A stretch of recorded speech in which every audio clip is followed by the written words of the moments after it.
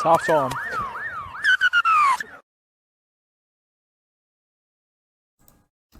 Welcome to the Halftime Oranges podcast. Clayton, thank you for joining us. Always a pleasure. Another week of footy down. Who are we? We're two Dribblers who are tragic Dragons fans. Both should have been immortals. We're not too sure what for yet. We're only 12 weeks in and we don't know what we're immortals yet for.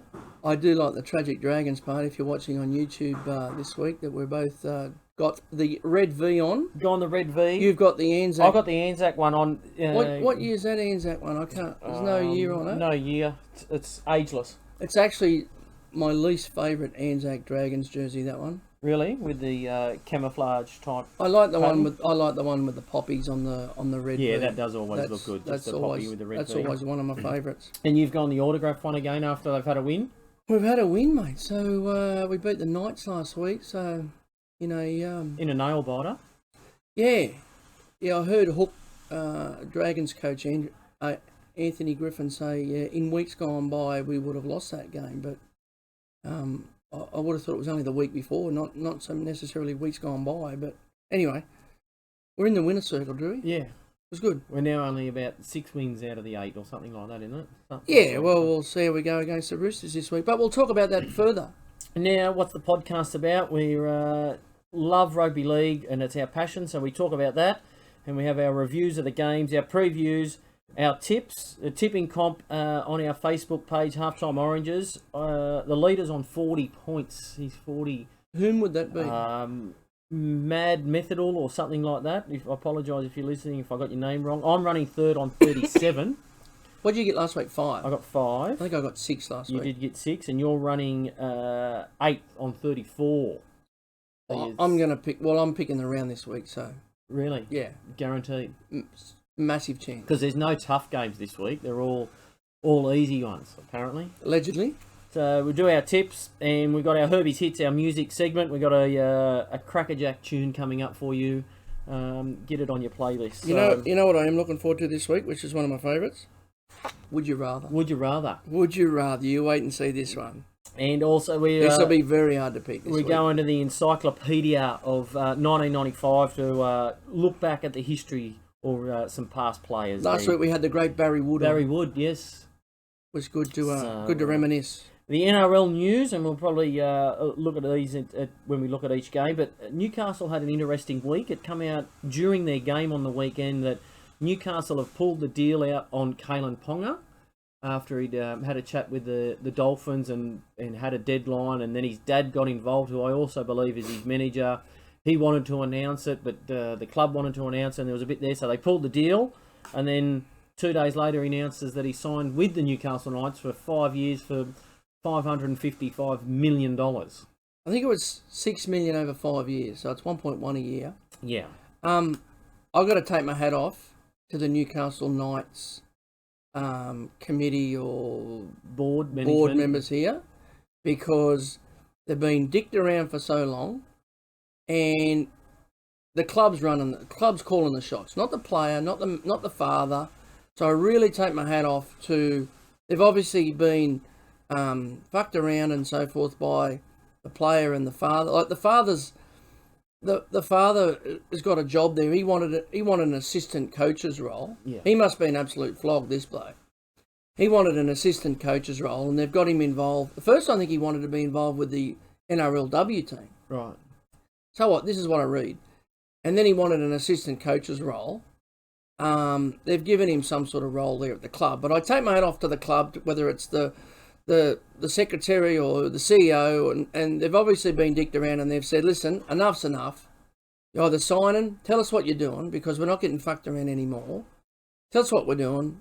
Are you signing? Anyway, he's obviously, the father's obviously pissed his pants once they've put that deadline on him. Pull the deadline and say, okay, listen, you haven't signed, pull the pin, we're going elsewhere.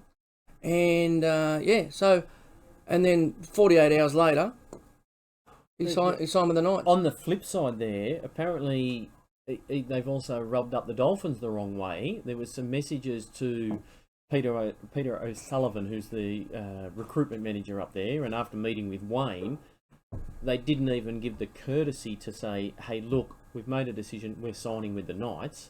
Yeah, what I read is once they walked once him and the father walked out of the meeting with Wayne and Peter O'Sullivan, they both said they're staying with the Knights. Yeah. So if that's the case, well, that meeting was what, 2-3 weeks ago. Yeah. If that's the case, But not just only sign that, the deal. Not only that, I think that there needs to be a little bit of respect there to Wayne, what he's done in the game. 100%. You know yourself, like, it would have been nice to go back to Wayne and say, hey, I think Wayne's earned that respect. 100%. And Peter O'Sullivan. And I believe Wayne even said to him, "Hey, if you want to be a rock star, stay with the Knights.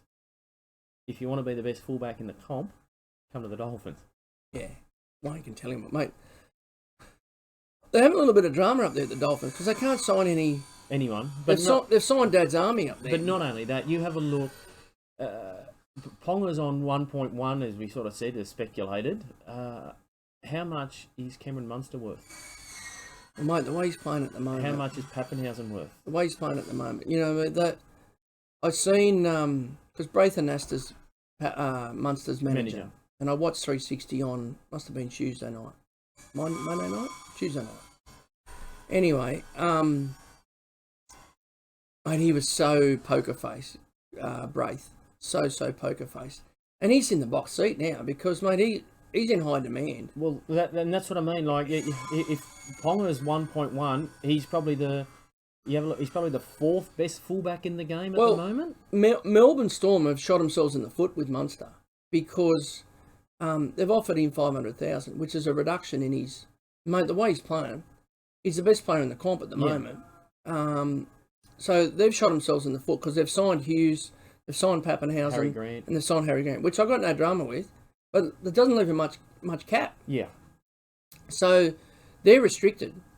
So obviously he's a former Queenslander. He loves playing under Wayne with State of Origin. So, but obviously Munster's signed for 2023 with Melbourne, so it'll be a 2024 deal. But yeah, mate, I think he'll end up with the Dolphins at some stage. And then going off that again, how much is Munster worth? Penrith just recently signed Cleary, who is him and Munster 1 and 2. They've got a great deal, because they didn't pay too much more than 1.1 a year for him. No, they're paid unders, and he's taken a pay cut to keep other players at the club, because Cleary can't do it all on his pad. And they've got a lot of good young juniors, and they've already started to lose players from their grand final. Obviously, Burton, Capel's already gone, Burton's already gone, Naden, Billy Kickow next year. So that you can't hang on to them all, unfortunately. I mean, they're going to get the money's going to talk. But you're right, mate. Munster's in the box seat for 2024. And then my other thinking of it was around signing a long-term deal. You have a look. Cherry Evans is probably a different story because they've signed him and he's producing the goods, but will he be producing the same goods in 2 or 3 years? Tomalomo from the Cowboys, he signed $1 million for 10 years 5 or 6 years ago, maybe 5 years ago, and he's not $1 million player now. No. At the time, you said, geez, the Cowboys paid unders. Yeah. But now they're paying overs. Exactly right. So what are you saying? Are you saying that Ponga have they paid overs? I think they've paid overs on Ponga, considering where the market is. That Cleary got just over 1. Who's the best player in the comp? Yeah. If that's the case, Munster's worth $2 million. Yeah. At the moment, he's on fire. Isn't he? Yeah. He's selling himself so well. So and you have a look too. You've got to build a team. You can't put all your eggs in one basket. He gets injured tomorrow, does his ACL. And well, you and I watched that game on the weekend with Ponga, Newcastle versus Saints. To me, I know Adam Clune didn't play the other day. There's a bit of pressure on Jake Clifford. Obviously, Phoenix Crossland come in and played 7. Well, they've just signed Milford too. They've just signed Anthony Milford, which we're going to talk about. But I think the halves combination is Clune and Clifford, to be honest. I think Clifford's a good kicker, but to me, wherever Ponga's going, whatever side of the field Ponga's on, you just put those 13 players on that side of the field because guess what? That's the side they're going to. Well, the week before when Manly touched them up, and we spoke about it, the centre Morgan Harper, he just jammed in on Ponga because he was swinging around the back. Daly Cherry Evans folded around, it was still 2-2. Yeah. Stop Ponga, stop Newcastle, the old saying. It's like he was good on. There was one he set up a try the other day, Ponga, and like, there was 2 Newcastle players and there's 4 St George defenders, and he still made them look stupid. Yeah. Like he can play, and obviously he backed up on that last try to go 16 all under the post. But yeah, the attack. It's like when Cooper Cronk was at Melbourne. Whatever side Cooper Cronk was standing, that's the side they were going. I beg to differ on that one with the Billy Slater, Cameron Smith, Greg Inglis.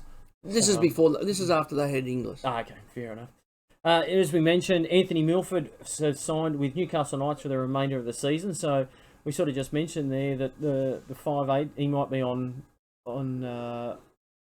skating on thin ice if they're going to put Milford in at 5'8". I know he didn't have much luck there at the Rabbitohs.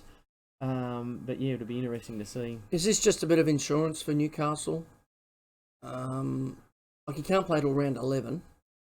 I think Clune and, like I said, Clune and Clifford are the halves, and obviously Ponga's the fullback. Is this going to give them a little bit more depth? Will Milford come on and play 9? Well, then again, because they haven't got another number 9 apart from Chris Randall. Yeah, because Brayley's out. But then again, in the halves, you throw Kurt Manning there, like he can play anywhere. So yeah, I don't know whether the thinking behind that, whether and then they end up like if Milford's on, they end up with so many little blokes on the park. You know what I mean? You got Kurt Mann, Milford, Clifford, Clune. You got so many little blokes on the park. And it's not as if Milford's going to play in the centres either with Best and Gagai there. No. Unless if Gagai goes to Origin, they can drop him in there. So that might be something. Watch this space, Ponga's mate. probably going to go to Origin too if history repeats itself. So. Watch this space, hey? The Broncos have copped a heavy blow to their campaign with gun fullback Tessie New to miss at least 10 weeks of the season due to a grade 3 hamstring strain. It's a fair hamstring strain to get 10 weeks, isn't it? It's nearly off the bone. Yeah. I pulled my hemi once after eating Mum's dinner. Had to run at the shit out. Brasco? Pulled me bloody hamstring. So you think they're kicking themselves now for letting Jermaine Asako go? Well, who's there? What, they got Selwyn Cobbo this week, have they? No, they've got Tia Maria Martin. Oh, yeah, Tamari Martin. Yeah, I've highlighted him. Yeah, so, which I will probably speak about that. But Good luck to him. I thought Cobbo would have gone to fullback and someone like Jordan Pereira could have come in onto the wing. Yeah. But, yeah, that's interesting that they have let Asaka go, who was a built fullback, and then all of a sudden they've suffered this injury. So, Roosters utility Connor Watson is set to miss at least a month of the competition after suffering a throat injury. So that sort of plays. I think he got knocked sort of 2 weeks in a row, you know. Yeah. He plays well above his weight. He's a good player, and he'll be missed there by the Roosters. It'll be interesting to see. Obviously, that plays into Drew Hutchinson's hands, where he'll play that sort of 14, come on at hooker, play at lock. Or and what's the other hooker? What's the Sammy Verrills? Sammy Verrills, obviously, yeah. So one of them are going to start. Yeah, well, I think last week Verrills was named at hooker. And Drew Hutchinson started. Yeah. So whether that's to Sammy Verrills can come on and be when they're a bit tired and a bit more electric around the middle there. So. Yeah. Cronulla's Dale Finucane will miss the round 7 clash due to concussion, so he got that against his former club Melbourne. And Braden Hemel-Uale will miss up to 12 weeks for correcting an ruptured pectoral. He's torn his pec, has he? Yes. Finucane will be a big loss for Cronulla, obviously, this week. I see Nico Hines is named as captain. We'll talk about the team, but I see Cam McInnes comes in there. It starts at lock for the Sharks this week. It was a little bit disappointing seeing Finucane get knocked out early there or head against Melbourne because it was a big build-up. Former club. They're going back to play against their old club and so forth. And once they lost Finucane out of that pack, it stuffed up their rotation. And then he's such a big part of their influence in their team. The wind just went out of them. You know what I mean? They lost it after that. And New South Wales have named their women's State of Origin squad to take on Queensland in Canberra GIO Stadium in just over 2 months. All the big names are there. Kezzy Apps, Corbin Baxter, Shaylee Bent, Tegan Berry, Millie Boyle, Jamie Chapman, Keely Davis, Quincy Dodd, Talia Fumiono, Philomena Hansey, Talia Holmes, Isabella Kelly, Olivia Koenrick, Bobby Law, Yasmin Meeks, Rachel Pearson, Tiana Penatani, Jess Surgis, Hannah Southwell, Renee Target, Simiano Tafua, Sarah Takatua, Emma Tonegado, and Holly Wheeler, in no particular order. Mate, strong team. It is a strong team. Strong. I see it as a strong team. I guess the highlight there is the two top teams were obviously from New South Wales. Were in the grand final, Saints and East. Saints have got 12 players named, and the Roosters have got 6. I think it's going to be a fair backline when you've got the likes of Emma Tonegado and Corbin Baxter, who can both play fullback. Tiana Penatani can play on the wing, and then you've got Jess Surgis and Isabel Kelly. It is a good pack. Fumiono at 5'8". I think you and I spoke about it, and obviously you want Corbin Baxter. I would probably see Corbin Baxter as going to be the captain of this side. Kezzy Apps might be. She was the captain last year. Okay, so yeah, you could be right. So I would. Emma Tonegado's got to be there somewhere. She's got to play. I would say she's going to play fullback. Yes, and that may bring Corbin Baxter into the 6. Rachel Pearson, the St George halfback, has been named in that squad as well. Did you name? I didn't see it, but did you name Keely Davis in that side? Yeah, you did. Yeah. She's a star.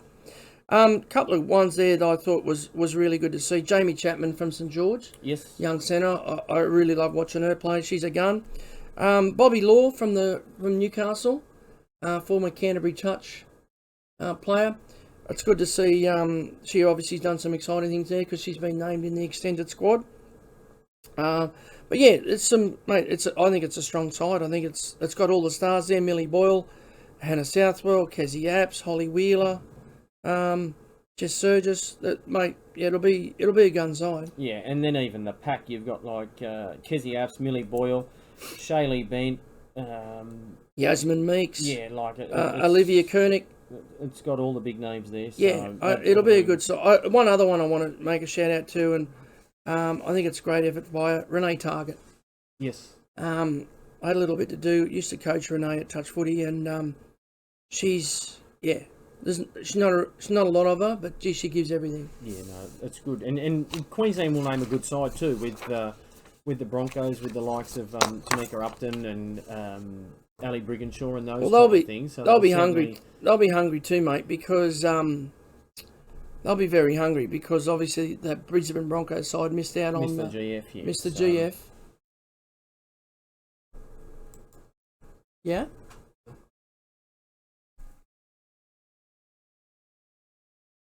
So, review of last week's NRL games. The Canberra Raiders, North Queensland. Canberra Raiders 12, North Queensland 18. A game of two halves. It certainly was. And Canberra Raiders, don't they know how to lose a game by 1-6 type of thing, or 4 or 2 points? They are struggling there. I do like this North Queensland Cowboys team, though. They are. They're playing for each other. I think a lot of people might have tipped them to be sort of bottom 3, bottom 4. Agree. But yeah, they're certainly there. And they're doing it without any hoo-ha or anything like that. They're just going about their way. They're just playing for each other. And I think the big thing with teams, you need to win the games you're expected to win. Yeah. You look at the Titans, the games that they're expected to win, they're not. And even, we'll have a look at Parramatta shortly, they're expected to beat Tigers on the weekend. And, and that bottom 4 of the 8 is going to be like that. There's going to be 7 teams all fighting for those 4 spots. Yeah. Well, this game here on paper, you would have thought Canberra in Canberra. We spoke about North Queensland. They haven't left Queensland. They're going down to the cold. Yeah.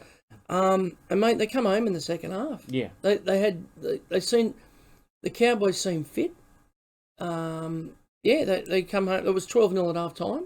They come home 18-12. 18 unanswered points. I wonder, and I don't know, is Ricky's time up in Canberra? I don't know. I asked you that same question. And I was listening to something, whether it was the radio or it might have been. I was listening to MG or something the other day, and he's there. He's got a lifetime deal. He's like Trent Robbo. Yeah. Ricky is the favourite son. He can be there as long as he's like. But I don't know if he's getting... another one I heard the other day, I think David Riccio mentioned it on 360, was over the last... Since 2019, since they were in the grand final, they've had the most spine changes. Yeah. So Hodgson's, the hooker's been out. They've obviously lost Georgie, what was the fight? Williams. George Williams, the half. Yeah. They bought Jamal Fogarty from the Titans. Lost he hasn't played a game. Yeah. So Clockstack hasn't been Like he at was. his best. Well, he's actually, when we'll review, he's gone to the bench this week. Yeah, so a lot of those players, and I heard an interesting thing the other day, a lot of those Canberra players, they've probably reached their maximum potential. Yeah. Elliot Whitehead, Clockstack. Yeah, there's a lot, you know what I mean? There's probably not players there. Canberra's probably played overs for them. Yeah. But they're not, they've improved, but they haven't actually gone to the next level. Well, and compare that to Penrith, where Yeah. that young side, that they just keep getting better every They week. just keep getting better every week, mate. So, yeah, Cowboys playing well. Yeah. I'm impressed. South Sydney Rabbitohs 36, Canterbury Bankstown Bulldogs 16. Dogs had a go here, mate. South were always going to beat them, but there is improvement with the Dogs. Kyle Flanagan's been at halfback the last 2 weeks, and they do look a different team. Matt Burton looks a different player there too. Yeah. With Kyle at halfback, that he's taken a bit of pressure off. Where before the first few weeks, Burton was He had to do everything. Kicking off, he was making the tackles, he was setting the play up, he was driving the bus, he was doing it all. Cutting the sandwiches, he was doing a lot. But I think it's... Now he's got a bit of pressure off him. They'll win some games, and I'm not sure when or who. Probably beat St George, but they're not on them. They're close, but they're not close. Not close enough. And I'm not a Dogs fan, but if you were a Dogs fan, you need to hang in there, and maybe not this year, but you certainly look again coming next year. Well, they've got Billy Kickout, they've got Reed Marnie. That's what I mean. Like that's a gun pack with Kickout, Tavita Pengai, Reed Marnie coming in. Luke Thompson, Josh Jackson's going to be there again. Yeah, it's and then again the backs have got another year under their belt altogether. So I don't know whether it's going to be this year, but certainly just next combinations. Year. I think they're just lacking combinations. Yeah, and it's a bit like the Roosters that they're still trying to find their identity because Kiri's come back in there. And he's playing with Walker and then the Tedesco, so they've just got to find how each other's got to play. Roosters are a bit clunky at the moment. Yeah. South Sydney, they got the win, but I don't think they were super impressive. Damien Cook obviously had probably his best game of the last 2 years, I feel. Scored 3 tries, but he was a different player getting out of dummy half. And we mentioned it on our podcast. He wasn't running, but all of a sudden he was running. South Sydney sort of gone away. They used to have that big sweep play where it'd go out Reynolds, Walker, Latrell. They've just gone back old school. That just go forward, Cookie out of dummy half. Yeah. And it sort of sparked a little bit of Cody Walker pushing up again. Yeah. From quick play the ball. Well, their attack in years gone by, you talk about that sweeping play, but it's all been set up from the middle. And Walker steps up when they make that sort of half break through the middle. Sniffing around. And then they play off the back of that. But when their forwards are being dominated and getting put on their arse and getting 3 men and they're not getting that quick play the ball. If they're not getting that quick play the ball, Cookie can't go out of dummy half. Yeah. They're not poking their nose through. They can't... Walker doesn't step up and have a crack on the edge. Latrell doesn't get the ball. So it all starts with that middle play. So... They were obviously, their forward pack was obviously dominant over Canterbury, and this is why Cookie looked so good, because they've down the middle they were just they set the platform. Did you know Damien Cook was a beach spreader? Really? Yeah. Never heard of it. Really, fair dinkum. Penrith Panthers 40 over Brisbane Broncos 12. We mentioned a second ago. Clinical. Penrith just keep getting better. They just, and to be honest, I can't see when they're going to lose a game. Well, I think they're playing home again this weekend. They are. Mate, they're just clinical. I think the hardest bit for Penrith's going to be come State of Origin time, because I think they're going to lose Cleary, Luai, Crichton, Yo, To'o, Isaiah Yo, I think they're going to lose those. Like Liam Martin may be another one. Well, he was there last He year. may be a squad, but that'll test their depth. It will test their depth, but I think the thing that they've got promising there is, and we mentioned it last week, that Taylor May comes in. They don't miss a beat. O'Sullivan started. Well, Sean O'Sullivan comes in, mate. It's like having a clear clone. That's right. Like they just didn't miss a beat. There's another. Isaiah Yo is going to be the biggest out for them. Yeah, exactly right. But again, their bench gives them something like Scotty Sorensen. Did you say that try he scored? Like just flat-footed, boom, gone. Their bench, they don't lose. Spencer Lehman comes on. They don't lose anything coming on when they come on. But and they haven't even Moses Leota's not playing at the moment either. You know what I mean? So there's another one. And Toto's out. Like bring them two in. So I can't see Taylor May missing out when Toto comes back. I reckon Charlie Staines will be the one to miss out there. Manly Warringah Sea Eagles 26 over the Gold Coast Titans 18. I think Manly just did enough to win this one. Yeah, I think, and we mentioned it a second ago again also, those games that you need to win or you're supposed to win, that's going to have a huge impact on the Titans. They've lost a couple and they're going to be fighting for that 7 and 8 spot. And these type of games are going to have a huge impact. Well, later in the game, we're going to review, or very shortly, we're going to preview this week's games. But they play the Cowboys this week. Yeah. The pressure's on the Titans. Yeah. And it's up in Cowboy Town too. Yeah. Mate, Manly's won 4 in a row. It wasn't long ago we were talking that, oh shit, Manly's lost Turbo and they've lost 3 in a row to start with.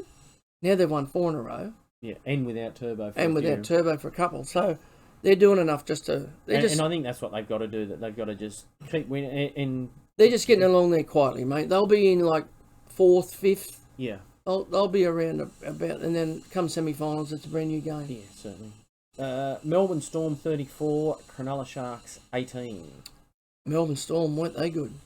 Cameron Munster put on an absolute show. Yeah. Obviously, Cronulla, we spoke about losing Finucane. But, mate, they were Cam Munster. You mentioned too Cronulla last week who they played, and this was their first test. And Fitzy, for those that know and watched him, he was massive on defence. And to get 34 point on you. Well, I think you spoke about it last week. I think Cronulla's against was only like about 12 points per game. Yeah. Now they've leaked 34. Yeah, and I know Melbourne were special, but they're going to be hitting the tackling bags this week, I think. But again, I mentioned about Pappenhausen and Munster pushing up, and it was, if you watch that game again, back in the middle, they made that break on the left-hand side. Pappenhausen and Munster were already in front of the player, waiting for the ball back on the inside. So. I don't know if Munster's upper body's really, really strong, but they just can't handle him. He just throws people off, doesn't he? They just can't handle him, mate. He's good to watch. Yeah. So, and if Jerome Hughes is not equal with Nathan Cleary, he's certainly just a shadow behind him, because the thing I like about Jerome Hughes is he's willing to get tackled. He's going to take the line on. And you see a lot of halfbacks, they get the ball, there's a couple of offloads, there's nothing Unload doing. The ball. There's defence in front of them, they'll just pass it to a prop and say, you take the tackle. Yeah. Jerome Hughes never does that. No. He goes, I'll take the tackle, I'm not going to put you into that prop position. So he's not bad for a makeshift halfback. Yeah, no, he goes good. Sydney Roosters 22, New Zealand Warriors 14. Yeah, well, the Warriors scored early here. The Warriors led 10-0. Yeah. So it was obviously a bit shaky there for the Roosters there at one stage. It was the 20th anniversary for the 2002 Grand Final. So they had all the old Roosters players there from 2000. Adrian Morley even come over. Big Adrian Morley came back. They also had from the north of England. Ricky Stewart was there as well as the coach, and I think the jumpers they wore were a throwback to that. Correct. Well, both clubs. So the Warriors wore the old black jerseys that they wore in 2002 Grand Final. They would have been nice and warm. Yeah, at the SCG. But even the Roosters jumper had the collar on them and everything like that, which looked great. Yeah, no, it did look a bit of nostalgia there. It was good for them. But the Warriors obviously surprised. They led 10-0. Roosters, like we spoke about, their attack is really clunky. They've been Robbo, and you'll hear the players talk about, they've been defence orientated. Yes. Defence wins the comp. but it is hurting their attack. They're just doing enough to win the game. They won't win big blowout scores. Get on them 1-12 whenever they're playing, but they're just doing enough. The St George Illawarra Dragons 21 over Newcastle Knights 16. Saints, yeah, they just did enough. They played at home, played at Wollongong, got a couple of 50-50 calls which we haven't had in the past. Yeah. And they could have gone either way. Yeah, Zach Lomax kicked a field goal to go 17-16, and then we scored in the Matty Feagai scored in the corner there late in the game. But there's a couple of highlights there that I enjoyed. I thought Andrew McCulloch had a good game, and then I liked when Junior Ramone come in and played at dummy half. A little bit of spark. Yeah.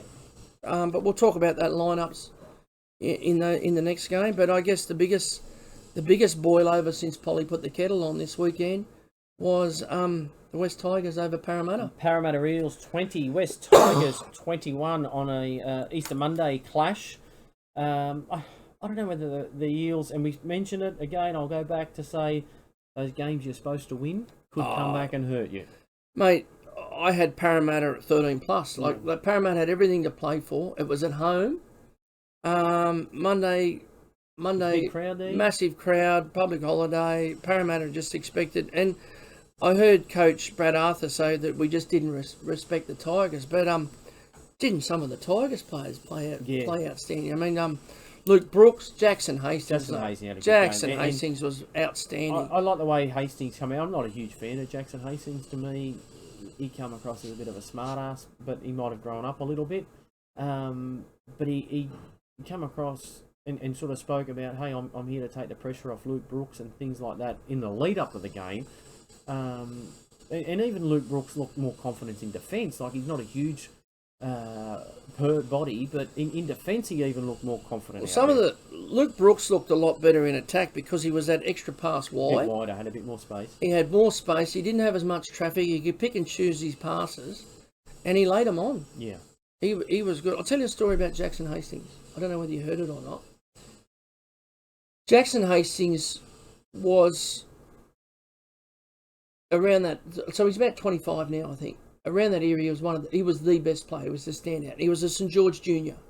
So coming through schoolboys and schoolboys, he was the best player. 5'8", right? And he was played with St George. I think he was in the under-20s at the age of 17. And then the Roosters signed him. He went over to the Roosters. I think he signed a 3-year deal because obviously his father was a former Rooster great, Horry Hastings. Anyway, he was on the nose over there with the Roosters. I don't know what happened. Whether he was just a smart ass and they'd had enough of him and he didn't fit into the culture. He went to Manly. Same thing happened. He was on the nose over there. They didn't like him. So he bit the bullet and he went to Super League. He signed with Salford. Who were struggling. Who were running last. They were looked like being relegated, right? So over there, they sit down in, and this is pre-season. I had them in a group, and they said, they went around the players, and they said, what are we going to be happy with for the season? What's our result going to be happy with the season? And they said, if we can win more games than what we did last year, if we can compete, we don't want to get flogged against Wigan, or we don't want to get a flogging against St Helens and so forth. And Jackson Hastings is sitting there, and he can't believe this. So at the end, he says, listen, we're going to win the comp. You follow me, we're going to win the comp. Right. Took him to the grand final. They got beaten in the grand final, but he took Salford from last place to the grand final. He got the Man of Steel, which is the Dally M Player of the Year equivalent. But that's the type of thing. He backs himself. Yeah. Look at that field goal on the weekend. He backed himself. Yeah. Jackson Hastings. And I don't know whether that's a lot of them other younger players probably should look at possibly learning the trade, going over to Super League early, and then coming back to learn the trade. Yeah. And we sort of spoke about Kyle Flanagan. That might be an option for Kyle if he's not there at the Bulldogs.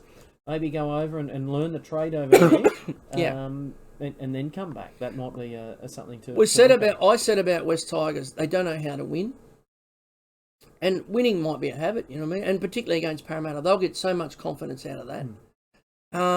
They've got named an unchanged team for this week, obviously, but they played late in the week. But, they'll win a few more games. I think, too, it might take a little bit of pressure off Madge. Oh, no doubt it will. And the Daily Telegraph out the front of Concord Oval every fucking day. Yeah, absolutely. What's the latest here? What's the latest here? Who can we kick now? Yeah, that's exactly right. Like, and I feel for Luke Brooks a little bit. Obviously, he can play the game, and he's on big coin over there, and he took a lot of pressure. But that's what happens when you're the halfback or you're the quarterback. You need to perform. Yeah, well, there's not a lot of halves on the market, and the going rate for the halves at the moment is around about the coin that he's on. Yeah.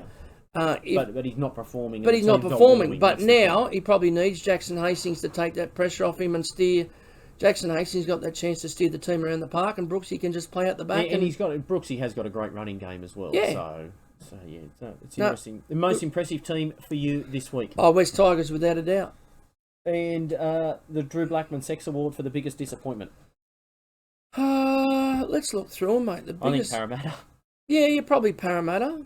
You probably think Canberra and even Cronulla. They I know they were playing against Melbourne, but they certainly had. I feel if they're a top 4 team, need to put up a better performance. Yeah, probably Parramatta, and then Canberra's led 12-0 and still got rolled. Especially down in Canberra. So. Yeah. This week's games are round 7 tonight. Thursday the 21st from PointsBet Stadium at Cronulla, 7:50. Cronulla Sharks up against the Manly Warringah Sea Eagles. This will be a good game. Battle of the Beaches, playing for the Steve Rogers Cup.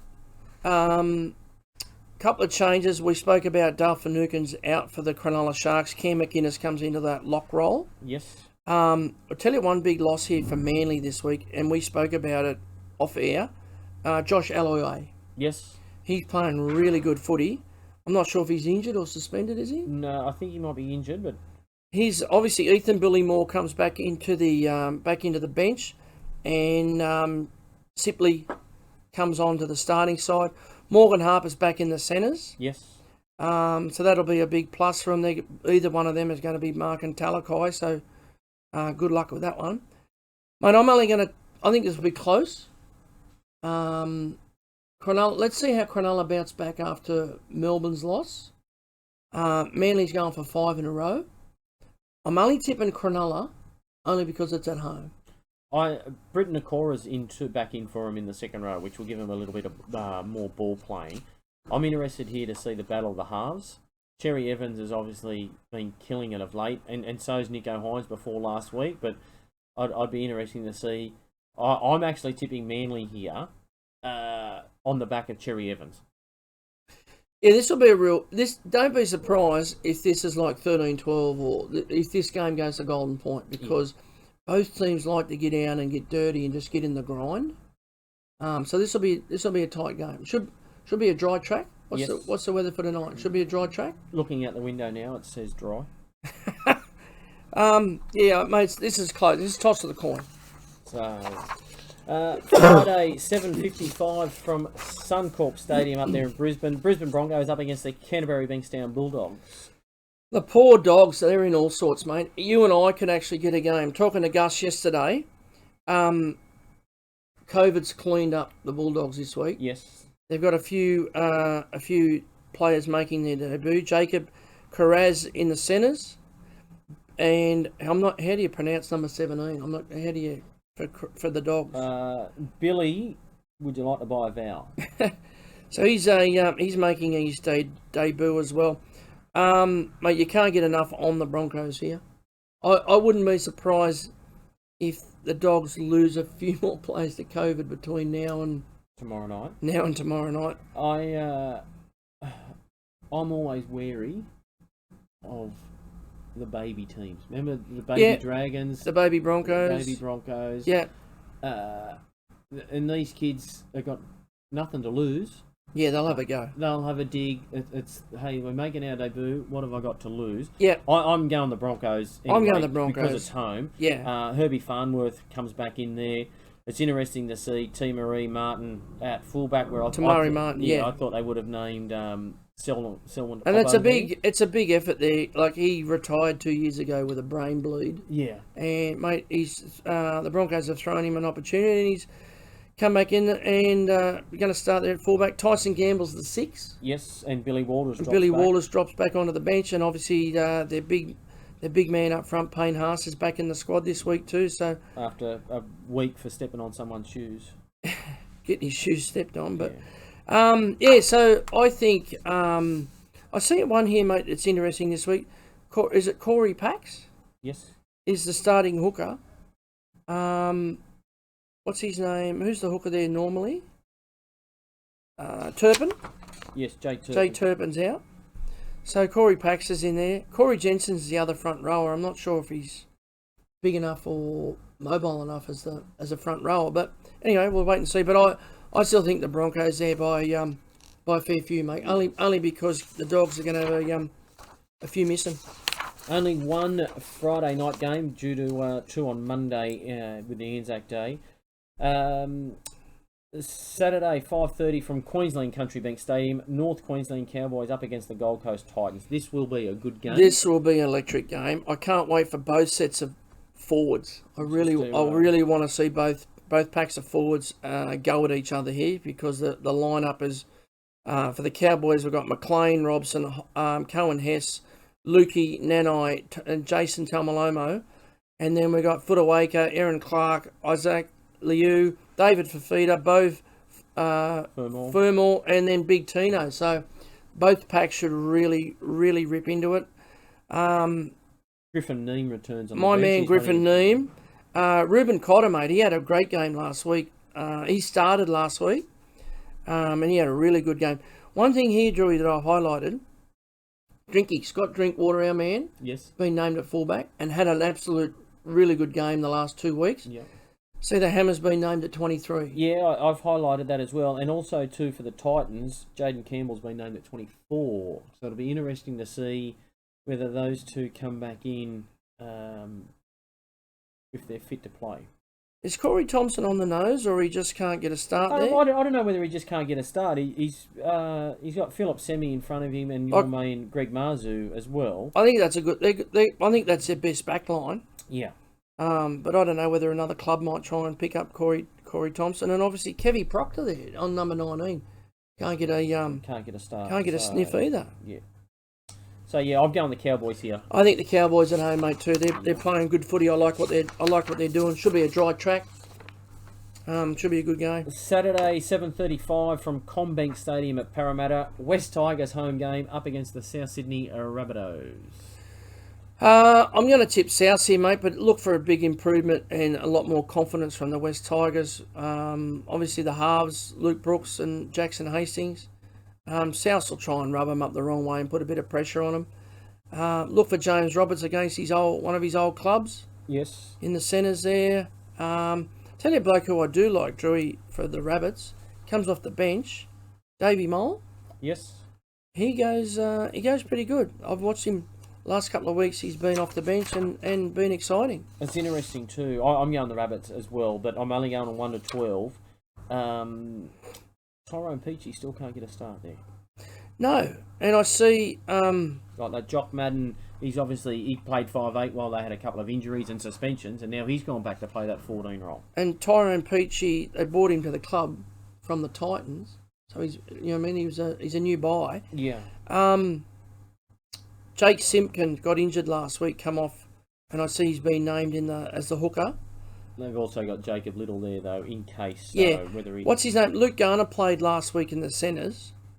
He goes for a couple of weeks. But he hasn't been. He's named at 17 this week. So they brought. Because did Jimmy Roberts play last week? Yes. Yes. But Stafford Toa didn't play in the centres, though, did he? No. So it obviously gives them a little bit more depth in the back row there with Luke Garner on the bench. Sunday, 2 o'clock, McDonald Jones Stadium's Newcastle Knights up against the Parramatta Eels. Junior Paulo returns for the Eels, and Murata Nakora from the centres is out. So, from Parramatta situation, Tommy Opacek comes back. Will Penasini goes back into his normal centre role. Yes. let's see how Kalen Ponga goes now, because there's obviously been a bit of pressure off. There's been a bit of a distraction. This is at home, in front of his home crowd.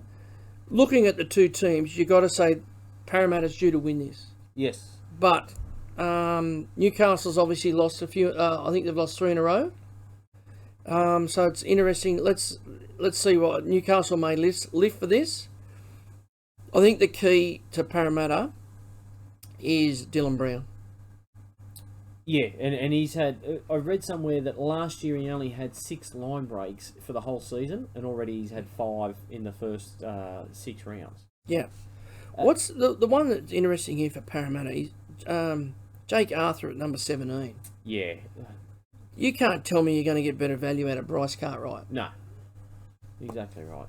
And it's interesting too, Adam Clune comes back after a late withdrawal last week against his former club, the Dragons. So he'll be a big in as well. He'll go from there. Yeah. I'm going to tip Para. I'm tipping Para as well. 4:05 on Sunday, Bluebet Stadium, Penrith Panthers up against the Raiders. Penrith by how many? Yeah. Penrith at home. I think they've won 20 in a row at home. Yes. And that's, I think they've moved into second spot behind the Dragons, who won 50-odd at Cogra in the 50s and 60s. You spoke earlier, Drew, about the Penrith bench. Mitch Kenny, Scott Sorensen, Spencer Leniu, Jermaine Salmon. Yes. Mate, just outstanding. Couple of changes there with Canberra. Ricky's wielded the axe. Nickel Clockstad back to the bench, Rapana to fullback, and Savage comes onto the wing. Yeah, so young Xavier Savage there. So let's just see what happens there. But mate, Penrith's going to be hard to beat at Penrith Park. It certainly is, and there'll be a massive crowd there, and it should be daytime footy. Penrith are always daytime footy. It's a public holiday on the Monday. They'll have them lined up in the car park. Yeah, exactly right. 4 o'clock on Monday, the 25th, Anzac Day. The St George Illawarra Dragons up against the Sydney Roosters. This is the best day of the year. This is the best game, and if do yourself a favour, if you've never been to an Anzac Day game, St George v the Roosters, get out there. It is the best. It is the best day of the year. Even if you're not a Dragons or a Roosters supporter, get along and watch the game. Just the stuff beforehand and the respect that they pay, you get goosebumps. 40,000 people there. They play the last post, and it's you can hear a pin drop. And you get you dead set. You get goosebumps from watching that sort of thing. And I'd imagine as a player how pumped up you would be in that type of thing beforehand. The Saints have named an unchanged lineup from their win over the Knights. Yeah, a couple of things. I'm not a fan of Josh Kerr being in the front row, and he didn't play big minutes last week. I feel we've got better front rowers than Josh Kerr. A couple of them impressed me. We spoke about Junior Ramone coming off the bench, played hooker, swapped out McCulloch, and made a bit of a bust for that last try. Yes. Tell you who was good, and I'm not a fan, Josh Maguire. Yes. Can give away a penalty or 7, but mate, he really made an impact. St George were also a different side with Jaden Sewer back. Oh, big time on the edges there. He's still got Moses Mbai at fullback. I see Terrell Sloan's been named at 21, and I see Bud Sullivan's been named at 24. So let's see if Hook makes any changes from that. I don't know whether he will, because obviously the team won last week, but the forward pack really going to have to stand up against this Roosters forward pack, because it's got some guns in there. Waria Hargraves, Lindsay Collins, Angus Crichton, Tupanua, and Victor the Inflictor. So they're really going to have to stand up against the Roosters pack. The Roosters, yeah. And I think that's where it's going to be won and lost in the forwards pack there. So I'm tipping the Roosters. Yeah, I'm tipping the Roosters as well. I'm happy to be proved wrong if the Dragons do win as a Dragons fan. I'm happy to tip against them as long as we win. Yeah. I see there, so Momorowski was out last week for the Roosters. He's back in the centres. Yeah, Kevin Nagwama. And Kevin Nagwama's out, and Suwali keeps his spot on the wing. That was a bit of a surprise. And the other Monday night Anzac Day clash, Melbourne Storm from Amy Park up against the Warriors at 7 o'clock. Melbourne mate again here. Yeah. The Bromwich brothers return. It's interesting too that Brandon Smith still there at number 14. Still at 14. I highlighted him here at 14. I wonder, and I know Harry Grant is exceptional footballer, but I wonder if this has got some something to do with next year.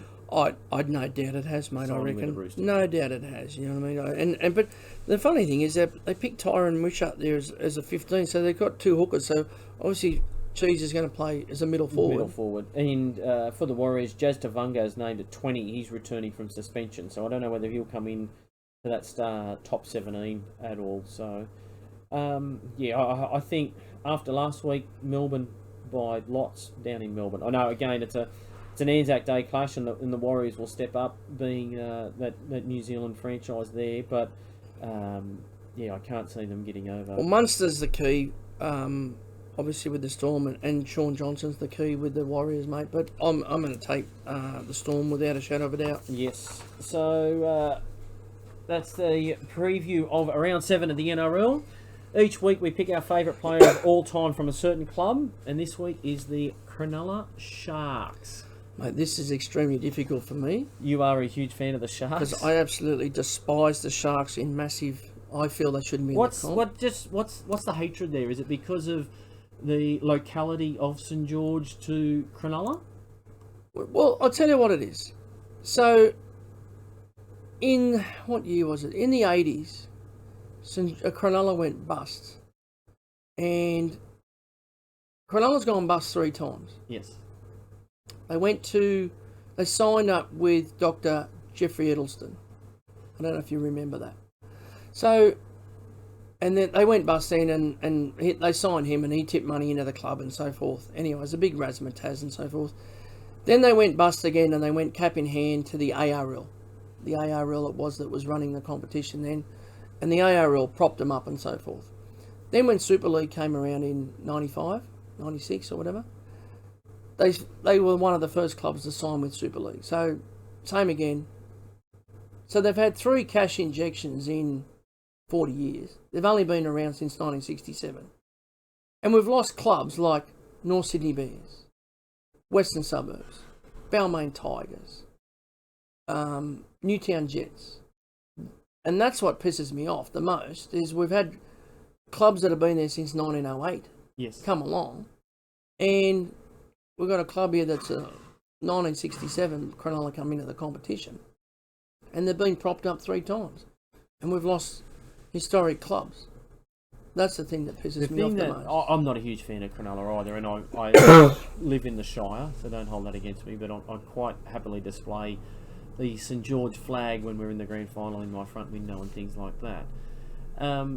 But the thing that pisses me off there, and you mentioned it, they went to the ARL, or it might have even been New South Wales Rugby League then. Oh, it was the ARL. Cap in hand, asking for more money to stay in the comp. Yeah. And then as soon as Super League come along, they forgot that and jumped to Super League. Yeah. That's right. Straight away. Where's the loyalty? Where's the loyalty? I mean, that's... So, but anyway, we've got to pick a favourite player. My favourite player, when you think of Cronulla, I think this is the first one that comes to mind, and he was a star in the 70s and also in the 80s, but he also came across to the Red V, and that's when I fell in love with him even more, because he's seen the light. The great Steve Rogers. Yes. Sludge. The Prince of Centres. He just had so much time. He came to Saints in, I think it was 84, 85, 86 or something like that. Played around that time. Did you also have a stint at 5'8" there at some Played stage? 5'8" with St George, because I think the 2 centres at the time Saints had was Michael O'Connor and Michael Beattie. It was a bit hard to keep them blokes out. But now he was a star wherever he played. And then he ended up going back to Cronulla in the 80s, and he broke his jaw against Canterbury round 1. And never played again.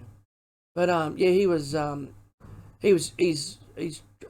and tested Cronulla. You know, I mean, he's one of their immortals at Cronulla or whatever they termed it. And probably that's right. You think of him and Eddinghausen and blokes like that. You know, I mean, they're the known players.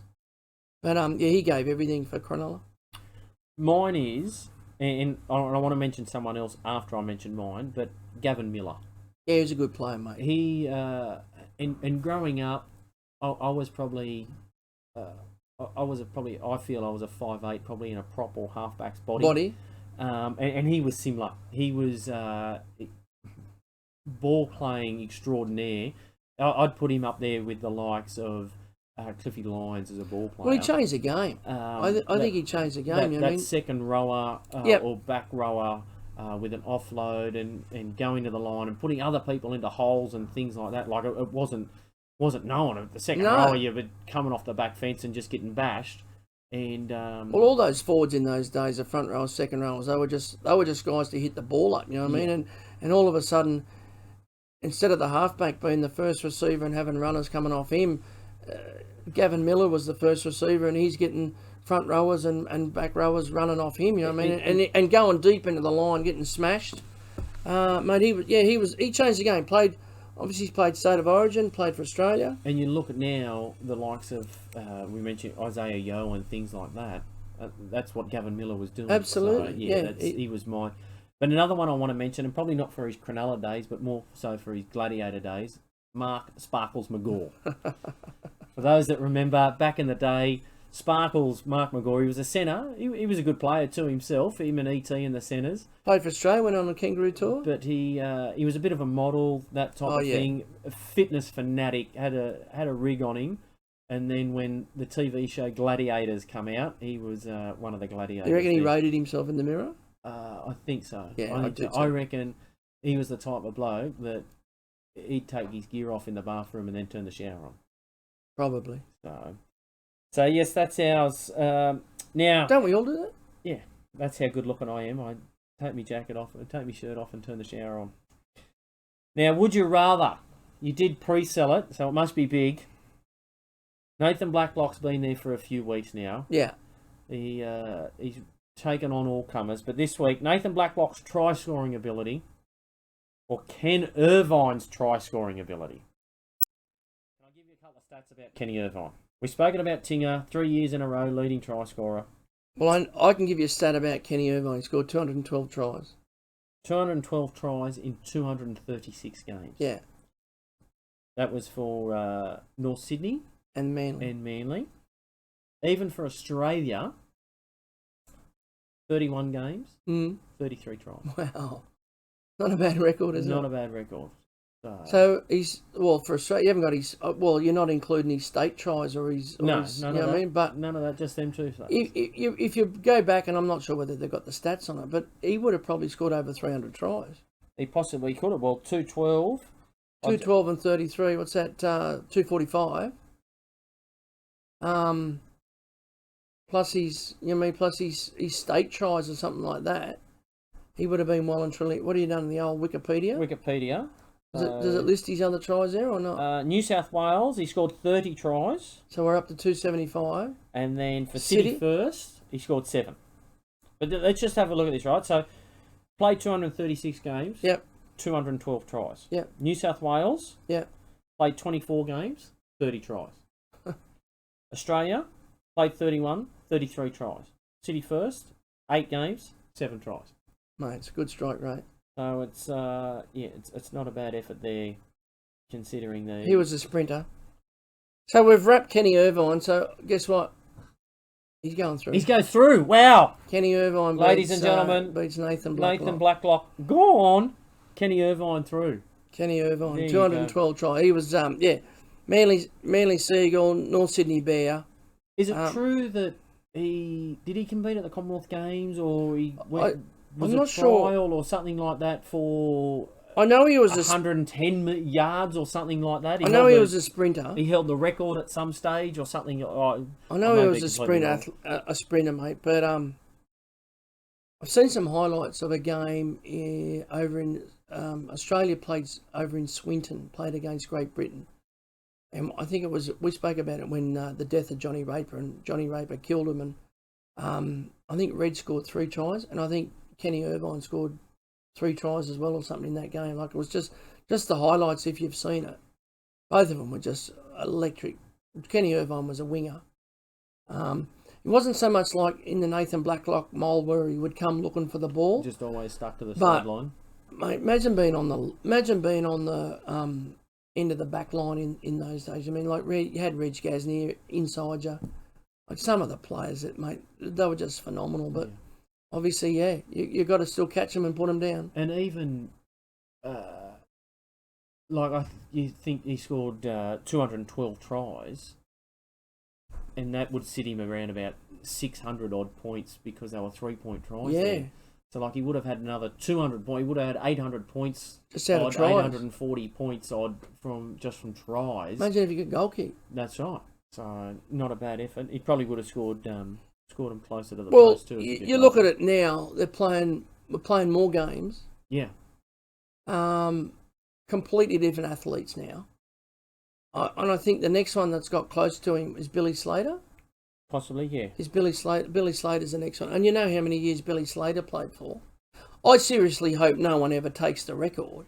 Well, just on that, and like, he only played 236 games. He started in 1958, and he finished his career in 73. So he played 15 years seasons. And only played 212 games.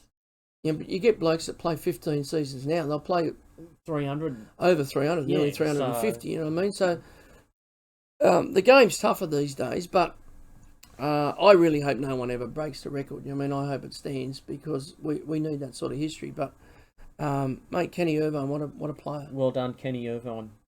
Our encyclopedia of players from 1995 lists all the players up until 1995. Last week we had the great Barry Wood, Newtown Rabbitohs and Bears from page 495. Pick a number between 2 and 504, please. Let's go to page 95. 95. 95, it's back this way. We're in the C's. Okay.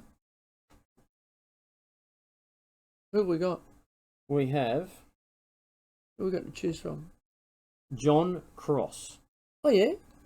Illawarra 91 to 94, 60 games. Mobile second row forward, captained the Steelers as a 20-year-old to a narrow 11-10 loss to Great Britain in 1992. The Port Kembla product lived up to that early promise when he was named as captain in the absence of Bob Linder while on test duty in 1993. The following season regularly saw Cross as one of the club's best players. I think you also find, obviously this book's from 1995, but I think you'll also find after that he went to Penrith. He did go to Penrith, yes. Played at the Penrith Panthers. So Johnny Cross, he was a good player, Johnny Cross. He was a good back rower. He was a good back rower. Mobile, tough. Yep. He'd tackle all day. He was pretty fit too. Like, wasn't much of him, but he was pretty fit and that type of thing. Don used to put the headband on. Yes. I think he worked for the Steelworks down there at Wollongong. Well, Port Kembla, you'd think so. If you don't go into the Steelworks, there's not much else to do down there. Yep. You don't see much of the headband these days.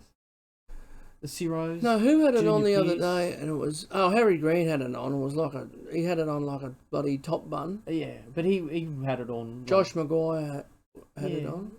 He But you're got right, Ciro and Junior Junior Pierce. Just the Even electrical tape around the ears. Wayne Pierce used to tape around his wrist too. Yeah.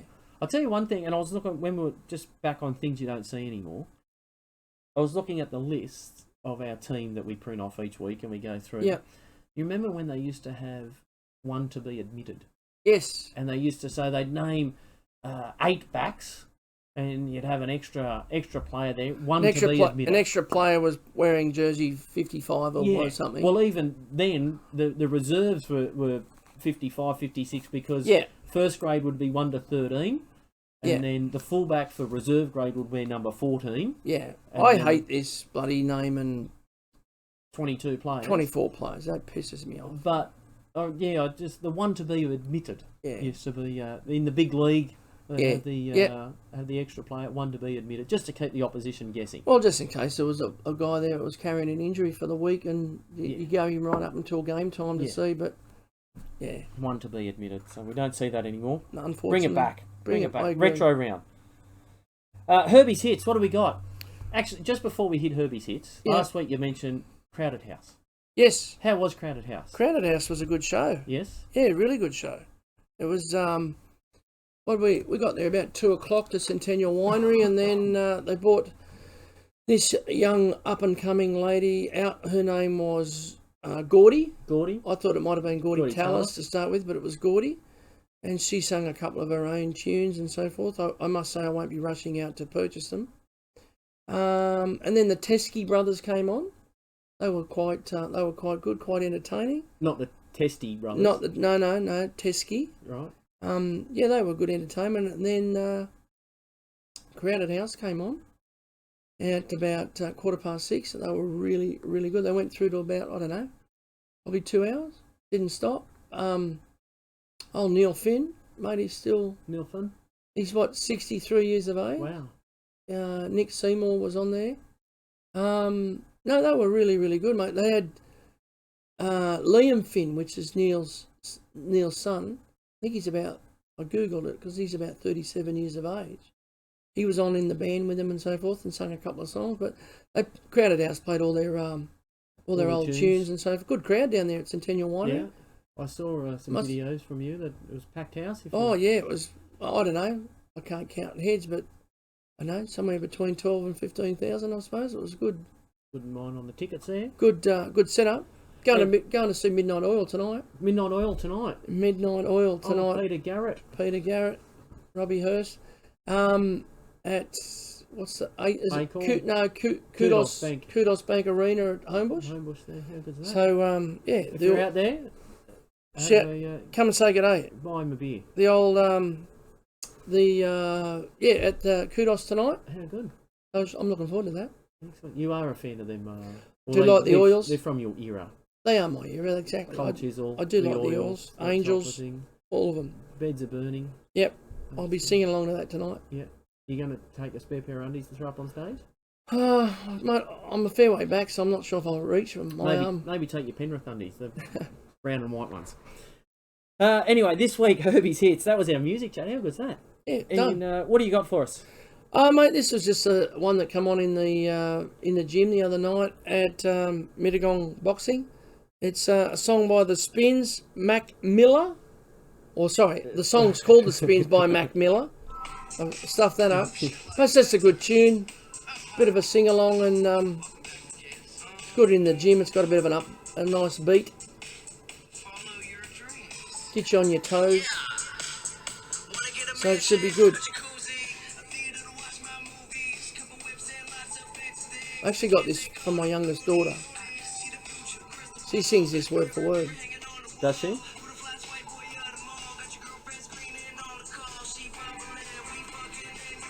Oh, a bit of swear words there too. I love a bit of swear words there. Expletive language. Yeah, good. So that's The Spins, Mac Miller. There you go. Get that on your good playlist. Playlist. Got a bit of a mixture there. Last week Katy Perry, this week Mac Miller. I'm tipping next week.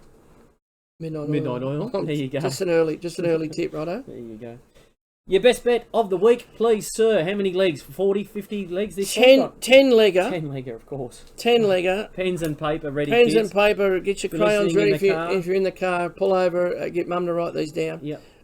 Actually, how'd your bet go last week? Shithouse. Yeah? I had 3-legger. I don't think I got one right. I had points under, points over, and a try scorer, and nothing. I had a 10-legger, and I got 8 out of 10. Right. I'll tell you what fucked me up was the Roosters. I had the Roosters at 13 plus over the Warriors, and they only won by 8. But at one stage there, they were bloody up by 13. And then Para and the Tigers. Well, actually, that one I might have got right because I had. No, I didn't. I think I had over 43.5 or over 42.5. Yeah. And obviously the one that the Tigers and Para, I had Para to win and 13 plus. No one would have tipped that. Anyway, this week's 10-legger. The first 6 are head-to-head. Yes. Right, the first 6. I've got Cronulla over Manly. To beat Manly. Brisbane over Canterbury. South Sydney to beat Tigers. Parramatta to beat the Knights. And Penrith to beat Canberra. Right. So and Melbourne. To beat the Warriors. That's the first 6, head-to-head, right? So Canberra, Brisbane, South, Penrith, Parramatta, Melbourne. Cronulla, mate's the first one. Cronulla, Brisbane, South, Parramatta, Penrith, Melbourne. And then, anytime try scorer, the next 4 legs, anytime try scorer, I got Taylor May from Penrith. Yes. I got Alex Johnson from the Rabbits. Daniel Tupou from the Roosters. And Reid Marnie from Parramatta. Yes. $52.15. $52.15. There you go. 10-legger. 10-legger. Get on it. Gamble responsible. Kids, put your pocket money on it. Yes. Well, you should have plenty of pocket money because it's school holiday, so you should have been doing all them chores or even hitting up mum still for lunch money. So mine's a 2-legger. 2-leg. Geez, you've gone confident this week. We need some money in the kitty. Righto. I've been struggling. 2 anytime try scorers. Who you got? It's the first game of the round and the last game of the Oh, round. okay, so it keeps us interested. Yes. So I've got Ruben Garrick versus the Sharks, anytime try scorer. Tonight, yep. And then I got Cam Munster versus the Warriors, anytime try scorer. Paying? $10.23. Wow, Laurie Daly, how did you do that? $10.23. $10.23. So Ruben Garrick, Cam Munster, anytime try scorer. Good luck. Folks, that wraps up our show. Thank you for tuning in. We should be on YouTube this week. It's I've hit the record button. Belvedere's done some magic wiring. I'm not too sure. We'll just have to double check, but we should be there. Keep an eye out for us. Don't forget to follow us on Facebook or search us on your favourite podcast player, Halftime Oranges. Hit like and subscribe because that boosts our ranking and also my ego, which I need a stroking every now and then. Clayton, enjoy the long weekend. Anzac Day, bit of 2-up. Enjoy Anzac Dawn Day. service. Dawn service. Show your respect. Dawn service at Mittagong at 5:15. And if you see an old bloke out there or a returned soldier, shake his hand and say thank you because they do a great job. Enjoy Midnight Oil as well tonight. Should be I good. hope you got your dancing shoes on. I'll give you a ball-by-ball description next week. Review next week. Give you a review, All right. righto? And as always, look short, play long. Take care.